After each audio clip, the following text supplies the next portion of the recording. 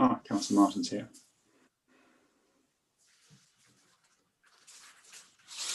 Apologies for being late.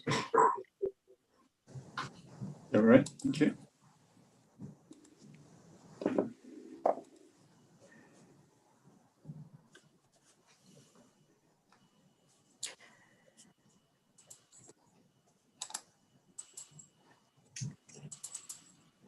I'm sorry, I'm just getting a privacy error come up. Just try again. Okay.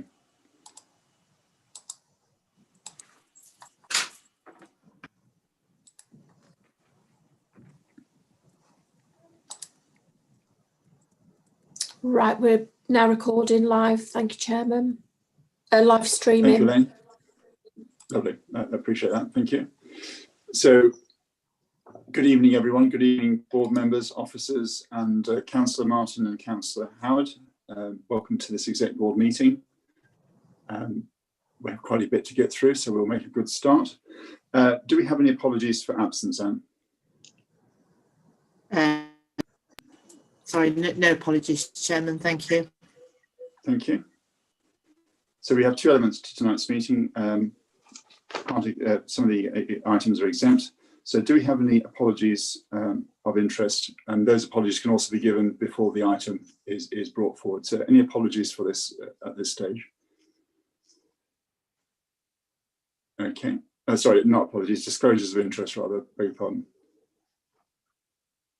All right, so silence, we'll move on, but we'll move on to the item 3, which is the minutes of the last meeting.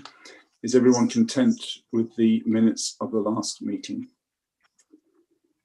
Any corrections needed? So could I, if no one's making any comment, could I have a proposer to accept those, please? I'll propose them. Okay, and I'll propose that we, I'll propose that we accept those. So those are seconded by Wendy. If there's quiet from all board members, I'll assume that we're taking that as acceptance. So I'll give you a few seconds to make comment. Okay, on that basis, the board minutes for the last meeting held on the 4th of November are passed. Thank you. And then moving on to action sheets, item number 4. Rob, anything to report?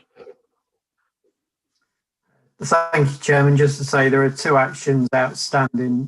One is to bring forward a report on the transfer of assets to Woodhall Spa, which will bring forward to a future meeting of the executive. And the second was to consider an amendment to the Constitution to give the environment policy a little more status. But again, we'll pick that up when we do the next review of the Constitution. Thanks, Rob. Thank you. So moving on, we now move on to key decisions. These are items to be resolved by the Executive Board. And item 5 is the housing allocation scheme. And that's going to be presented by Councillor Bogut.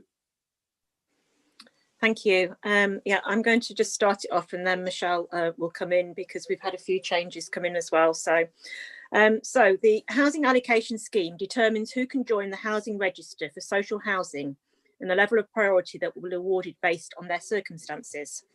The current scheme was approved and implemented in 2019 was always going to be reviewed in 2020. The scheme has now been updated to take account of changes to Armed Forces covenants, minor recommendations made as part of Desktop Critical Friend review of the scheme carried out by National Practitioner Support Service, NPSS, a partner organisation of the Council's Housing Register software provider, and findings of a local government ombudsman review of a complaint. The council was found to be at fault. We did everything we could for this household, but we did not allow the household to move to the area to provide support to another household, and we were found at fault there.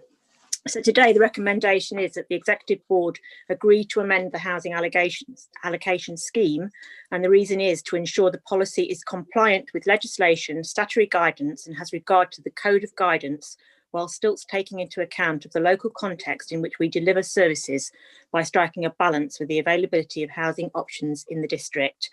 And if I can just pass over to Michelle just to give us a little brief in on the extra paper that came in. Thank you. Thank you. Thank you. So just to confirm the reason for the supplementary agenda that was circulated yesterday, there were no changes, no substantial changes to the policy as drafted, but we had, for completeness, just carried out a consultation exercise. So we directly contacted all social housing providers in the district for comment, and we'd also made that available to any members of the public that wished to comment. So just to confirm and for your assurance, really, it has not led to any changes to the substance of the policy. There have been some minor amendments made to wording and sort of the language used to describe certain schemes of housing providers. Again, for completeness, we've ensured that the comments have been published as part of the paper. Thank you. Wendy, have you any more to say on that? No. I mean, we were found at fault with the Ombudsman, but all the officers did everything they could with that family. They did do nothing wrong whatsoever, but it was just unfortunate that we were found at fault. Our policy is there, and we help. The amount of families that we help is incredible. So, I've got every the policy is there. It's as it is, and it is robust. So, yeah, thank you. I'd just like to ask the Executive Board to take it on board. Thank you. All right, any other comments from colleagues, please? While people are considering those comments, I'd just like to add my appreciation to the housing team and the homeless team that do a fantastic job for East Ensley. I think in this respect, the difference between a decision that's not challenged is marginal, and I think the teams have done all that they can to deal with this particular matter. Unfortunate where it is, but I know that they'll crack on and get it right in continuation from henceforth. So my appreciation to all the officers involved, and we amend the policy as needed. So Wendy's proposing the paper. I'm quite happy to second it. If there's no further comments, we will move on and go to the vote. I'm not seeing any hands raised, so I'll take that as agreement that we move on. So if we go through the voting system, we'll start with Councillor Ashton. For or against? For.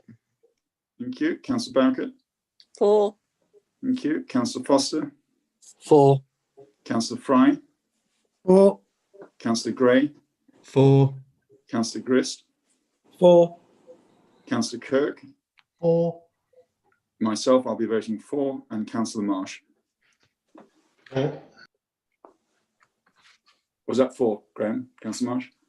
Yeah, correct. For. Thank you. So that's passed. Thank you, Wendy. And thank you to Michelle for making the presentation this evening. So moving on, now go to decisions to be recommended to the Council. This is myself, this is the Performance and Governance Framework. And you have the papers before you, and Exec Board members will be aware of their portfolio areas and the particular issues that are raised by the performance. I'm not aware that anything is particularly untoward, but those can be fed back through portfolio meetings. There is a recommendation in the report for some financial matters which we need to progress. So recommendations are that the Executive Board takes note of the forecast revenue position for 2021 as detailed in Appendix A and Appendix B, and considers any further action in respect of the performance and governance information contained within the report. Recommendation 2, Executive Board recommends the Council to approve a budget amendment to transfer additional Section 31 grants received in year to earmark reserves for use in 2021-22 budget to offset collection fund deficits. This amount can fluctuate during the year, but currently is estimated at £8,720,380. Recommendation 3 is the Executive Board approves the 2021 capital position shown in Appendix A, Table 4, and agrees the revisions to the capital programme as detailed in Appendix A, Section 2.3. And recommendation 4 is the Executive Board recommends to Council to change the funding of the Public Sector Hub Scheme to use 1.5 million capital receipts instead of the Economic Growth Reserve, so that this reserve can be used more flexibly to meet new initiatives, whether they be a capital or revenue nature. So those are the recommendations. Councillor Fry, are you happy to second those as part of your responsibility? Yeah, absolutely. Can I just pick up on the fact that I'm not quite sure whether I think they went a bit out of order and one was left out. There's just one about recommends Council to set up the Wellbeing Reserve, and just can we include that one? £543,000 transferred to reserves from Economic Growth Reserve. Sorry, which recommendation is that? Recommendation 3 on page 98. Oh, I beg your of the pardon. report in Yes, you're front of right. us. Yeah. I think you yeah, jumped yeah. one, which is easy to do. I've done it myself. Right. Okay. So I'll go through those again just to make sure.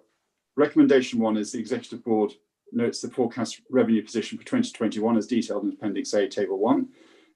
Recommendation 2 is Executive Board recommends to Council to approve a budget vehement to transfer additional Section 31 received in the year to earmark reserves for use in the 2021-22 budget to offset collection fund deficit. This amounts to £8,720,380. Recommendation 3, Executive Board approves the 2021 capital position No. shown in Appendix. No, it's Exec No, Board sorry, recommends what am I missing? Council.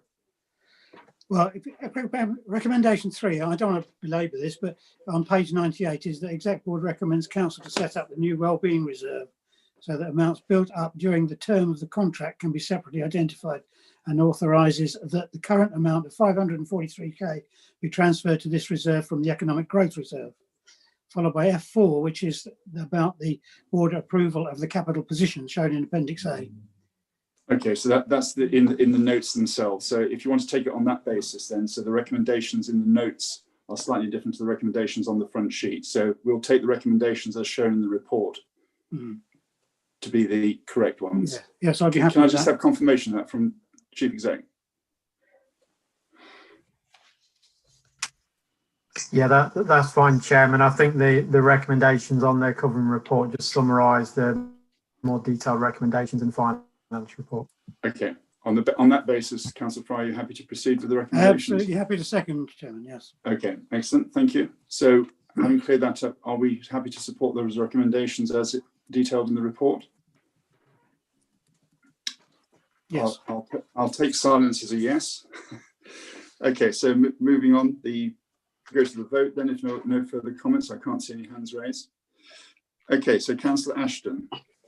4. Councillor Bowkett. 4. Councillor Foster. 4. Councillor Fry. 4. Councillor Gray. 4. Councillor Grist. Yeah, support the paper. Thank you. Councillor Kirk. 4. Myself, I'll support. And Councillor Marsh. 4. Thank you. So that passed. We now move on to item 7, which is the Council Tax Support Scheme 2021-22, and that's your paper, Councillor Fry. Yes, thank you very much, Chairman.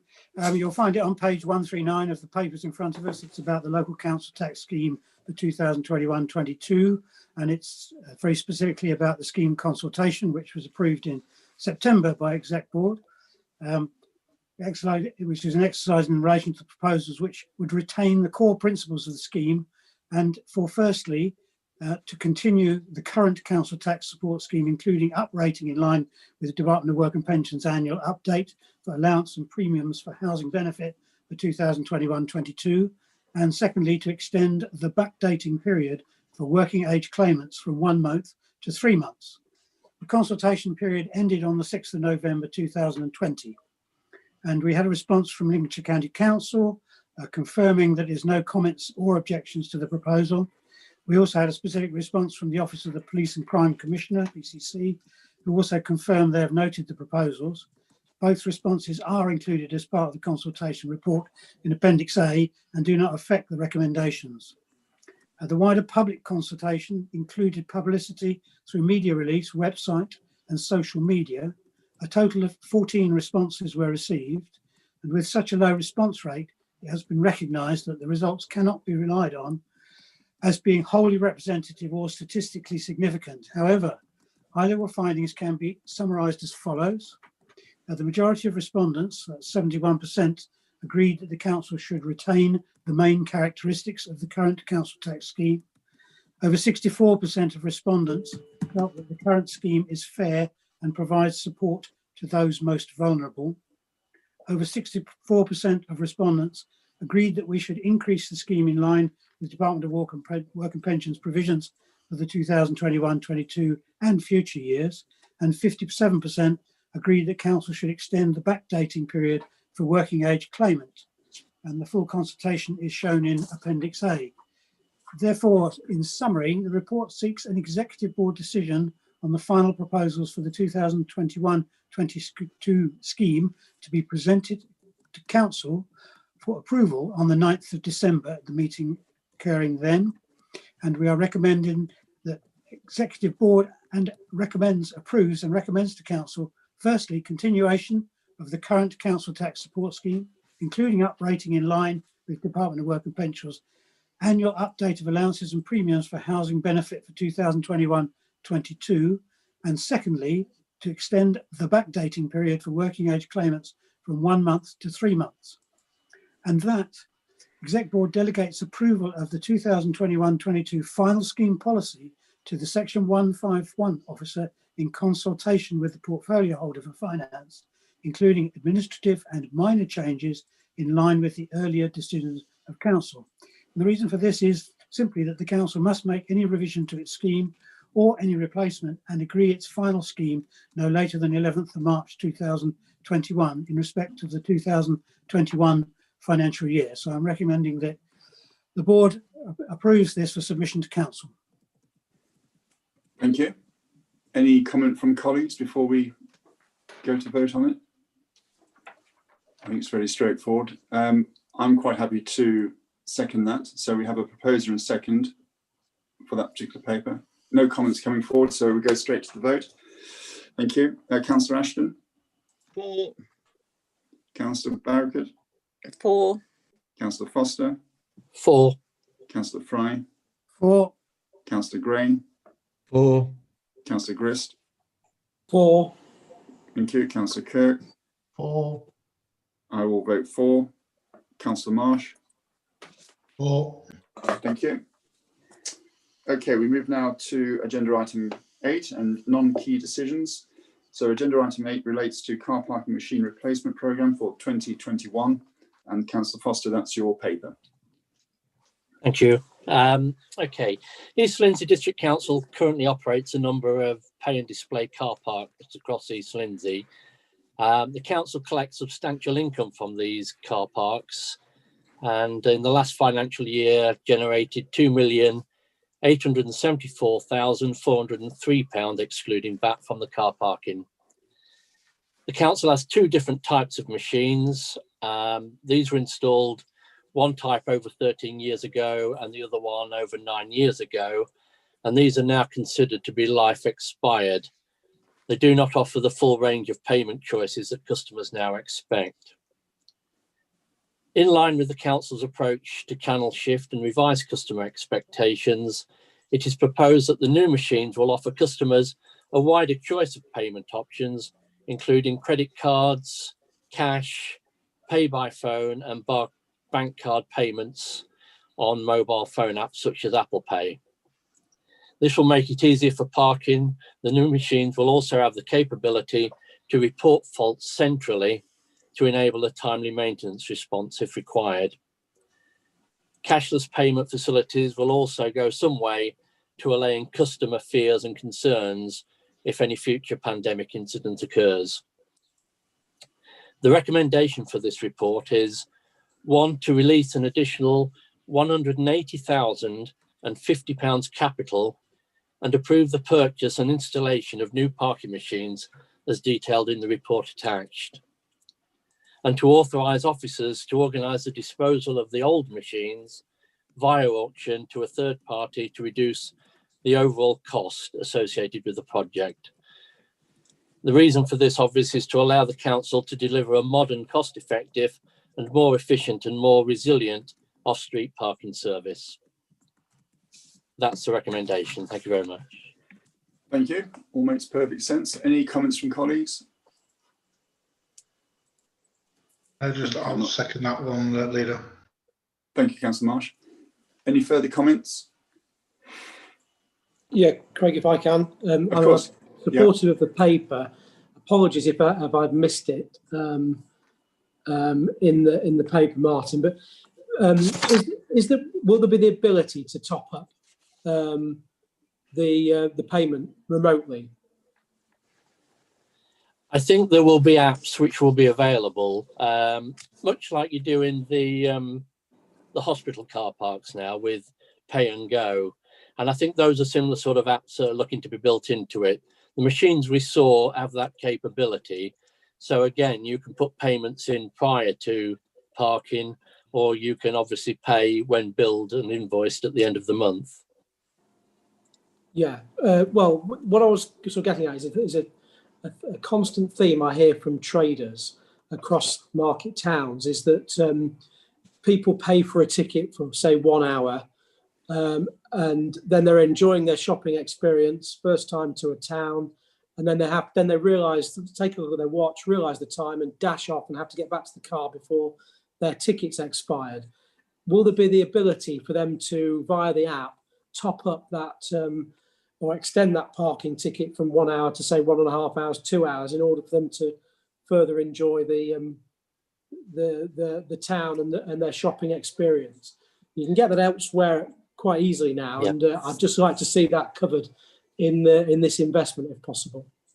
Yeah, okay. I will have a word with Duncan, unless Andy knows specifically if the capability. The machines we saw are pretty flexible with the payment options, so I'm sure that it will be that you'll be able to do an on-site telephone app and just tap in another £2 or whatever. It's effectively pay on exit, isn't it? But it's just via an app rather than I will check that, at the machine. so, Adam. So Okay, just to all ensure. right, so, sorry to interrupt. Andy, can you add any clarity on that? Thank you, Mr. Chairman. I am led to believe that pay by phone is an option. I'll have to say I have never paid by phone in a car park in East Lindsey, but that is absolutely what I believe. But I will clarify that clearly after this evening for members and make sure that it is an option configurable through that purchase. Okay, so effectively the issue that Councillor Grist is raising is that if you're out and about, can you top up your time? Yeah. Yes, you can. This seems to be a pay at exit point, so the necessity might not be there to do that, but we'll clarify that certainly. Chairman, sorry. Yes. Could I just mention there is an app, it's called MI Permit, and I have it downloaded on my phone. It accesses any of our car parks, and I can utilise it to pay the fee for my car park. I don't know whether I can utilise it to extend it, but I think it's possible. Okay, well, we'll I think it was. Sorry, Mr. Chairman. I'm nearly sure that when we went to Doncaster and had the demonstration, that it was one of the options that pay as you go on a mobile app would allow you to do the top ups. But again, for assurance, I will check that tomorrow and feed back to you. But you know, the very modern machines, quite state of the art, the ones that we saw. So I'm sure that they will have the flexibility to build that in. Okay, Councillor Grist, does that help?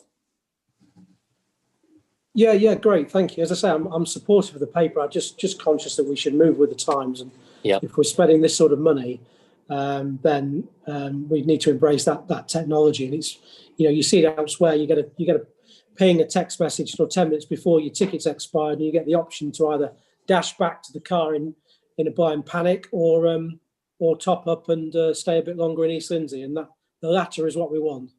Yeah. Okay, I will certainly check that for you. Thank you.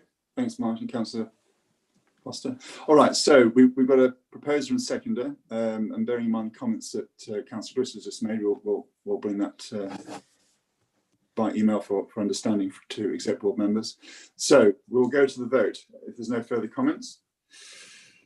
So, Mr. Chairman, if I may just say, so I've had it just confirmed to me that there is real-time pay by phone, so the permit system can be accessed by your phone. There's no delay, so yes, you can top up and go at any time. Thanks, Andy. Excellent. That's helpful. All right. Okay, we move on. Thanks for that clarification. We'll go on to the vote then. So, in respect to the car park machine paper, Councillor Ashton. 4. Thank you. Councillor Beaufort. 4. Councillor Foster. 4. Councillor Fry. 4. Councillor Gray. 4. Councillor Grist. Yeah, thanks for clarifying that, Andy. Very happy to support. Thank you. Thanks, Councillor Grist. Thank you. Councillor Kirk. 4. Myself, I'll support. And Councillor Marsh. 4. Excellent. So that paper is supported. Thank you very much. Thanks, Councillor Foster. Moving on to item 9, which is the rough sleeping accommodation programme. And that's Councillor Bogut. Thank you. Thank you. Right, so the government has placed significant emphasis on addressing rough sleeping, especially during the COVID-19 pandemic. Building on existing focus that East Lindsey has already had, we've been successful in accessing additional funding for emergency accommodation provision and has repurposed existing rough sleeping resource to ensure a proactive and effective response. The next phase of the government's COVID-19 response to homelessness is to make accommodation available long term, which is definitely much needed. And to make the accommodation available to rough sleepers on a longer term basis, 30 years, through the Rough Sleeping Accommodation Programme. In August 2020, local authorities were invited to a bid the government's Rough Sleeping Accommodation Programme local authority bidders to the capital programme and were required to either have Homes England investment partner status or to work a suitably experienced partner with this in place. A bid was submitted by ELDC endorsing Framework Housing Association as delivery partner. The actual bid was actually very short term to get to bring this round. So we had to have a partner, and Framework was our option. This has been provisionally accepted by MHCLG and Homes England. Provisional allocation of £443,800 to deliver 6 units of accommodation. A due diligence process is currently underway prior to contracts being issued. So the recommendation today is that executive members agree to a partnership arrangement with Framework Housing to allow for the delivery of 6 units of accommodation through the Rough Sleeping Accommodation Programme, and that executive board members delegate to the portfolio holder, Housing and Communities, the development of a local lettings policy to ensure that the units of accommodation delivered through this scheme are allocated to rough sleepers or those at risk of rough sleeping, and that these units are available for the purpose for a minimum of 30 years. And the reason for this is to enable the delivery and allocation of move-on accommodation, which we are desperately short of for rough sleepers or those who would otherwise be at risk of sleeping rough, which is not what we want in East Lindsey. And at the minute, we are doing an excellent job. So that is my recommendation to the board today. Thank you. Thank you. Thank you. Councillor Marsh, you have your hand raised.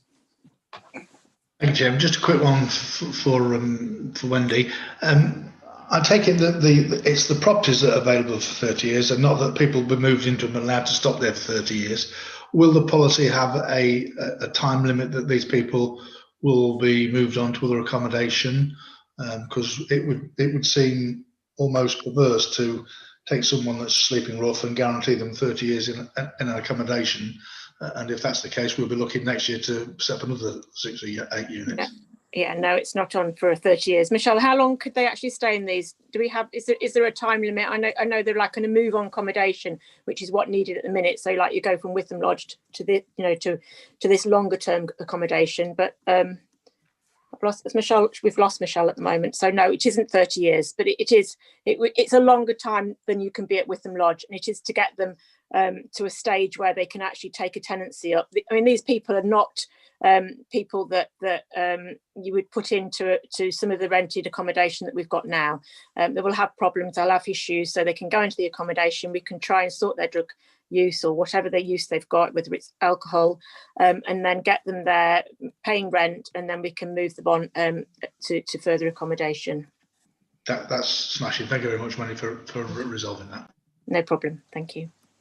Thank you. So in effect, it's a transition, a comfort transition position to deal with issues and then take them to different accommodation. Well, hopefully, yeah, they'll get jobs and you know they come back into society, and this is what we want for everybody, isn't it? We don't want people living on the streets and taking drugs. We want everybody to be able to have a fulfilling life. And some of these people, it's not of their own fault that they've got these issues. Some of it is, but a lot of it's not. It's young people that find themselves on the streets, no homes, no family.